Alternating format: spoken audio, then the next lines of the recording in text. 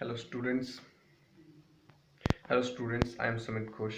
Today in this story we will study the second chapter of standard 4 and the name of the story is Tom Whitewashes the Fence.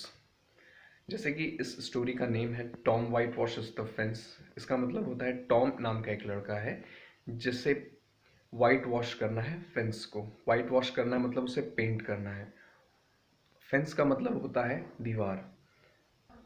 इस story को mark Twain के एक story book से लिया गया है जिसका नाम है the adventure of Tom Sawyer.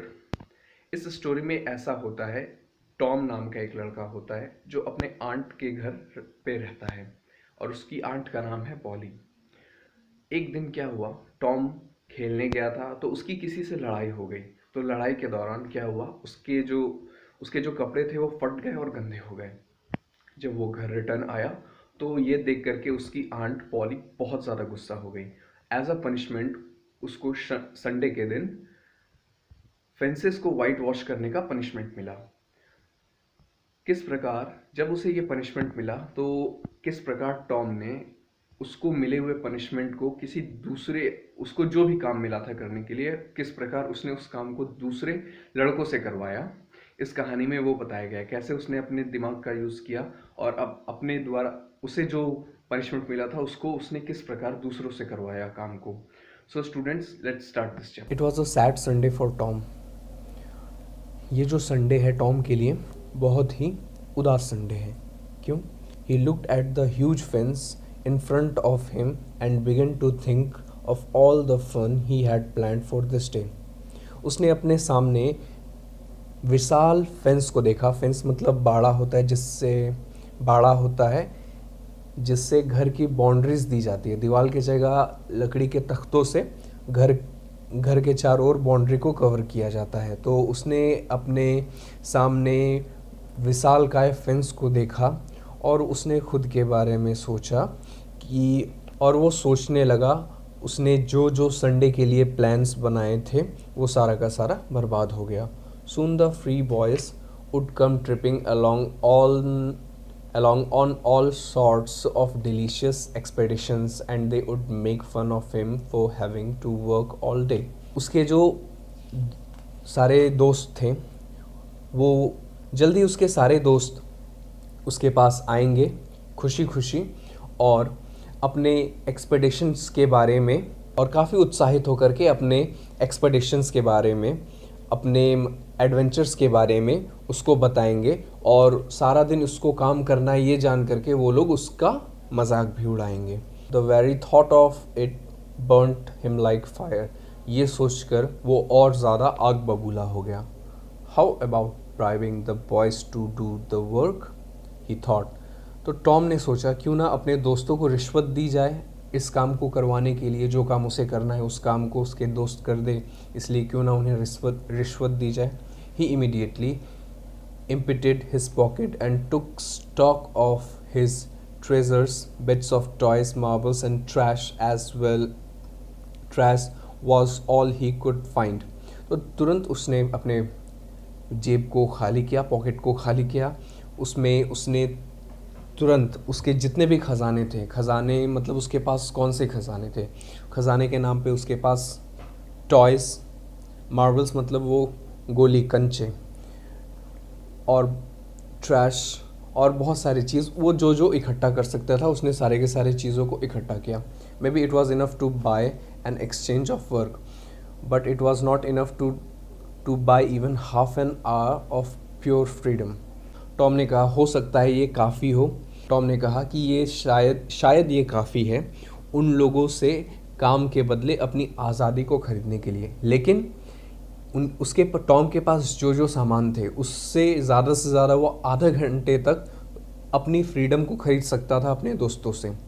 So he gave up the idea of trying to buy the boys by bribing them with his toys. तो उसने उस आइडिया को छोड़ दिया कि वो अपने दोस्तों को कुछ रिश्वत देगा तो उसके दोस्त उसके बदले उस काम को कर देंगे, क्योंकि उसके पास उतना सारा सामान नहीं था कि वो अपने दोस्तों से अब पूरे दिन भर का काम करवा ले। This Sunday is going to be such a waste, he thought and walked wearily towards the fence. उसने सोचा कि ये संडे जो है, ये संडे बहुत ही बेकार होने वाला है ये, और वो फेंसेस की ओर चलने लगा। Suddenly an idea came to him, तुरंत ही उसके दिमाग में एक तरकीब सूझी। He took up his brush and went calmly to work, उसने अपना ब्रश को उठाया। फेंसेस दीवालों को पेंट करने के लिए पेंट ब्रश चाहिए, तो उसने पेंट ब्रश उठाया और फेंस की ओर चल दिया बहुत ही आराम से। Soon came Ben Rogers, the very boy whose ridicule he had been fearing, तुरंत ही उसका पहला दोस्त बेन रॉजर्स आया। ये वही दोस्त था जिसके बकवास से वो बहुत ज़्यादा डरता था। Ben skate was the hop skip and jump, Ben उसके पास उछलता कूदता हुआ आया। It was proof enough that he was filled with joy, उसे देख कर के ये पक्का पता चल रहा था कि वो बहुत ही खुश है। He was eating an apple, वह एप्पल खा रहा था, एक सेब खा रहा था। And giving a long melodious whoop, और एक लंबी बहुत ही मधुर भरी तान गा रहा था। Eight intervals followed by a deep tone ding dong dong ding dong Dong, और बीच बीच में डिंग डोंग डोंग करके गा भी रहा था। Tom guessed that Ben was pretending to be the steamboat big Missouri.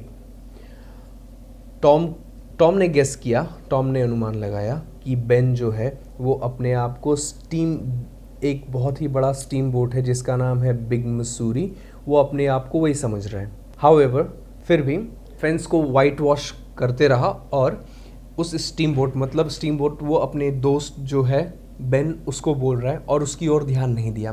Tom went on whitewashing and paid no attention to the steamboat. Ben stared at Tom for a moment and then said, Ben ने Tom की ओर कुछ देर तक देखा और फिर उसने कहा, hi what are you doing. Ben ने कहा टॉम से, हाय तुम ये क्या कर रहे हो।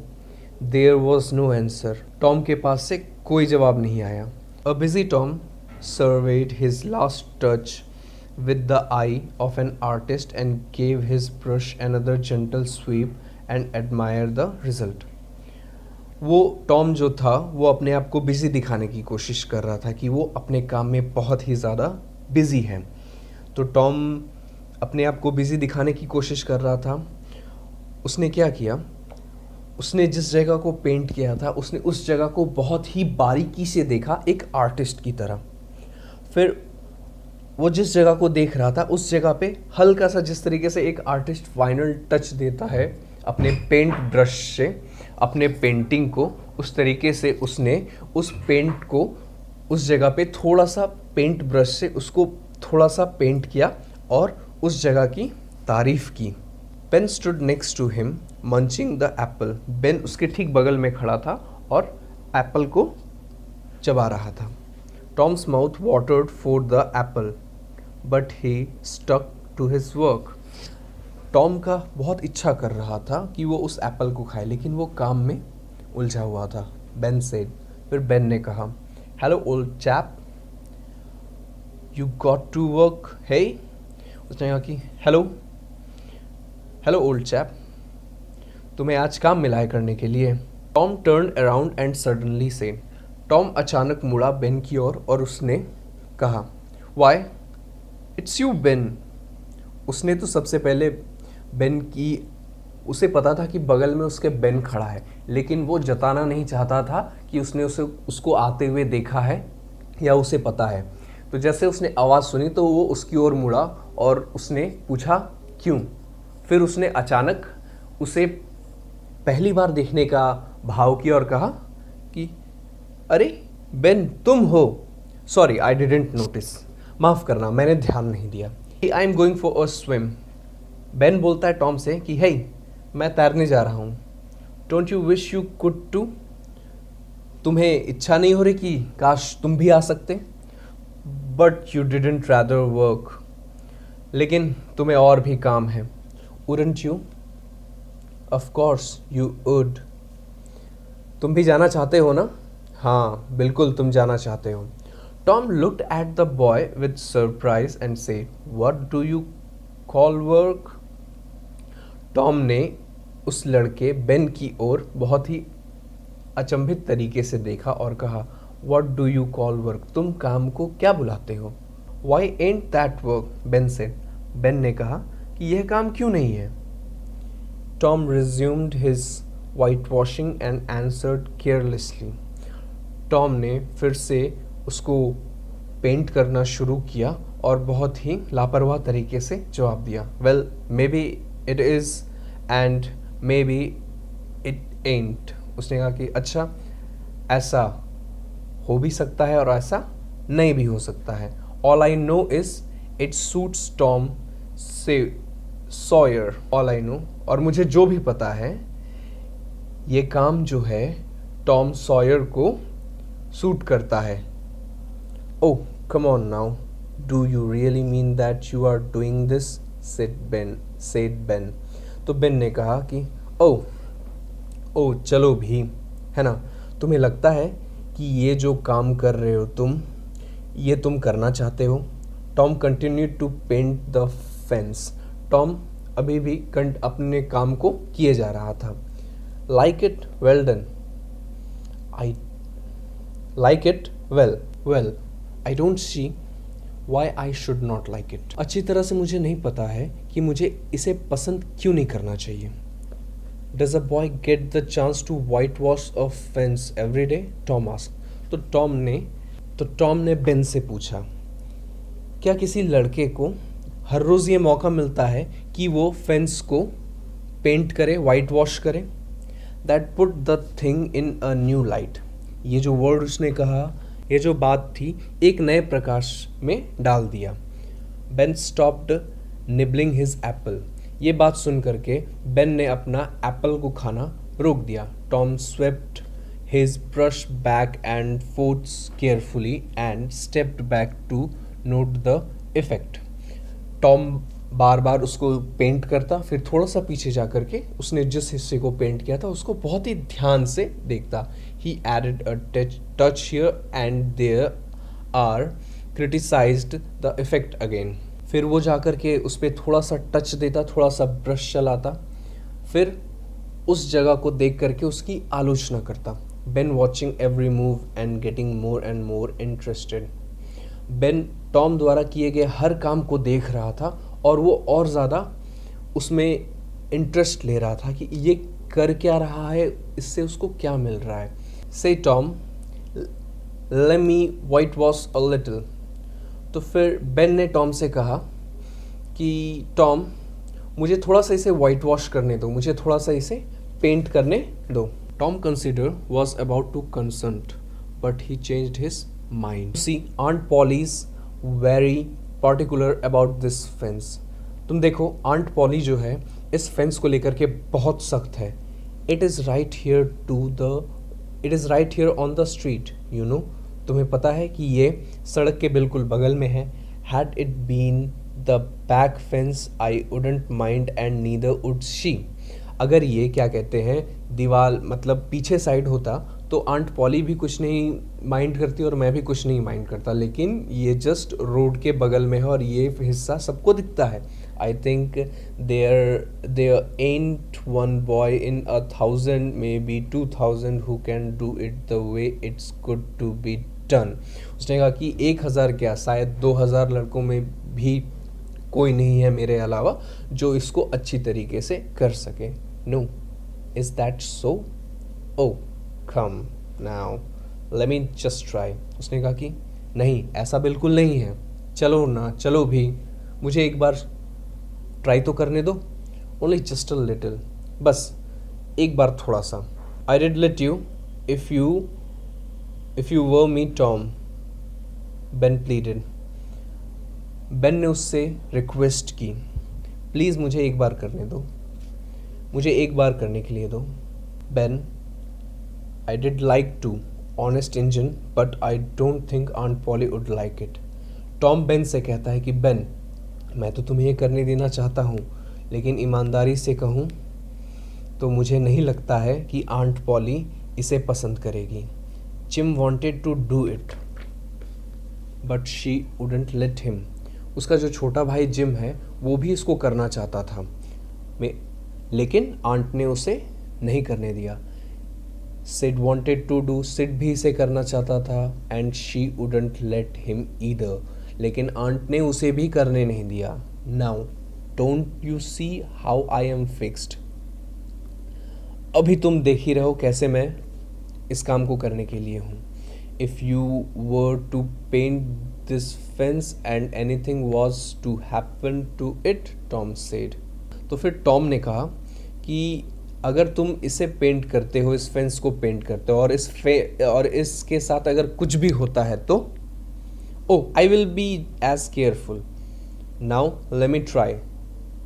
तो बेन ने तुरंत कहा कि ओ मैं बिल्कुल बहुत ही अच्छी तरीके से ध्यान रखूँगा, अब मुझे करने दो, अब मुझे ट्राई करने दो। I will give you the core of my Apple. फिर बेन ने टॉम से कहा कि तुम अगर मुझे करने देते हो तो मैं तुम्हें क्या कहते हैं, एप्पल का कुछ हिस्सा दूंगा। Well here no Ben, now don't. उसने कहा कि चलो ठीक है, लेकिन बेन अभी नहीं। तो फिर बेन कहता है I will give you all of it. तो बेन कहता है मैं तुम्हें एप्पल का एक कोर नहीं, मैं पूरा का पूरा एप्पल ही तुम्हें दे दूंगा। Tom give up the brush and reluctance on his face but joy in his heart। Tom ने अपना ब्रश बेन को दे दिया और अपने चेहरे पे दुखी होने का भाव दिखाया, लेकिन वो दिल से बहुत ही खुश था क्योंकि उसने ये सब कुछ एक प्लान के अंडर किया। उसे पेंट नहीं करना था, उसे पेंट नहीं करना था, इसीलिए उसने ये पूरा का पूरा प्लान बनाया। उसके दोस्त को ना पता चले इसलिए उसने चेहरे पे दुखी होने का भाव किया, बट लेकिन वो अंदर से दिल से बहुत ही खुश था। while the late streamer Big Missouri worked and sweated in the sun, the retired artist sat on a barrel in the shade close by, munched his apple। Ben जो था वो कड़ी धूप के अंदर एकदम पसीना पसीना हो गया था और काम किए जा रहा था, और टॉम जो था वो शेड छाव में बैठ करके एक बैरल के ऊपर, एक ड्रम के ऊपर, बैरल लकड़ी के ड्रम्स होते थे, उसके ऊपर बैठ करके एप्पल को मंच किए जा रहा था, मतलब चबाया जा रहा था। And plan the slaughter of more innocents, और वो और प्लान कर रहा था कि किस तरीके से और मासूम अपने दोस्तों को इस काम को करने के लिए फंसाया जाए। When a plan have I has to get my work done, I am great, Tom said to himself। Tom ने अपने आप से कहा कि कितना अच्छा प्लान था, मैं अपना काम पूरा करने के लिए जो भी साजिश रचा था वो पूरा हुआ, मैं महान हूँ। Boys came along every little while। Boys थोड़ी थोड़ी देर में आते रहते थे। They came to jeer, वो यहाँ उसका मजाक उड़ाने आते थे। But stayed back to whitewash, लेकिन वहाँ पे पेंट करने के लिए रुक जाते थे। But the time Ben was tired, लेकिन जैसे टाइम बीता बेन थक गया। Tom had traded the next chance to Billy Fisher for a kite। फिर टॉम ने उसी काम को बिली, अपने नेक्स्ट दोस्त बिली फिशर से उस काम को कराया एक काइट के बदले। And when he played out, Johnny Miller came in for a dead rat and a string to swing it with. जब बिली भी थक गया तब उसने उस काम के लिए जॉनी मिलर को लगाया, जो एक डेड रैट और एक स्ट्रिंग, एक हुक लाया था। This went on and on, इसी तरीके से और भी कई सारे आते गए। आवर आफ्टर आवर, हर घंटे में कोई ना कोई आते गया और वो उनसे काम करवाते गया। By the middle of the afternoon, दोपहर होते होते Tom was rolling in wealth. Tom के पास बहुत सारा सामान हो गया था। He had besides the things mentioned before, उसके पास उसके जितने भी टॉयज थे पहले, उसके अलावा उसके पास और भी कई सारे सामान आ गए, जैसे कि 12 marbles, part of a Swiss harp, जो इस हार्प का एक टुकड़ा हिस्सा, a piece of blue bottle glass, blue colour के ग्लास के बॉटल का एक पीस, टू लुक थ्रू, जिससे वो आर पार देख सके। अ स्पूल कैनन, एक कैनन। अ की दैट वुडंट अनलॉक एनीथिंग, एक की था उसके पास लेकिन उससे कोई भी ताला नहीं खुलता था। अ फ्रेगमेंट ऑफ चॉक, चॉक का एक टुकड़ा। A glass stopper of a bottle, एक बॉटल का स्टॉपर जो कि ग्लास से बना हुआ था। अ टिन सॉलिडर, एक tin soldier. A couple of tadpoles, दो मेंढक के बच्चे। 6 फायर क्रैकर्स, 6 पटाखे। A kitten with only one eye, उसके पास एक छोटी बिल्ली भी थी जिसकी एक आँख थी। अ ब्रास डोर नॉब, एक ब्रास का दरवाजे की कुंडी। अ डॉग कॉलर, एक डॉग का कॉलर था बट नो डॉग, लेकिन उसके पास कोई डॉग नहीं था, बस डॉग के गले में जो पट्टा लगता है बस वो था। A handle of a knife, एक चाकू का हैंडल था। 4 pieces of orange peels, orange के 4 छिलके। And a dilapidated old window splash, और एक बहुत ही पुराना टूटा हुआ खिड़की का टुकड़ा। सो स्टूडेंट्स, ये था इस कहानी में किस प्रकार उसने अपनी बुद्धि का इस्तेमाल करके उसको जो काम दिया गया था उसको उसने अपने दोस्तों से करवाया और ख़ुद सारा दिन बैठ करके आराम किया। कुछ हार्ड वर्ड्स है इसमें जिसका मीनिंग जानना है। तो first one is tripping, means feeling happy about. Next one is delicious. In this story, delicious means exciting. Expeditions. In this story, expeditions means adventures. Next one is wearily. Wearily means in a tired manner. Next one is ridicule. Ridicule means statements or action that make fun of someone and are meant to make them feel silly. Next one is melodious, means musical. Next one is whoop. Whoop means a loud cry of joy or excitement. Next one is admired. Admired means looked at something with respect and liking. Next one is ain't. Ain't means contraction and colloquial for are you, not, am not, and are not. Next one is nibbling. Nibbling means taking small bites. Next one is criticized. Criticized means found faults. Next one is lemmy. Lemmy means colloquial for let me.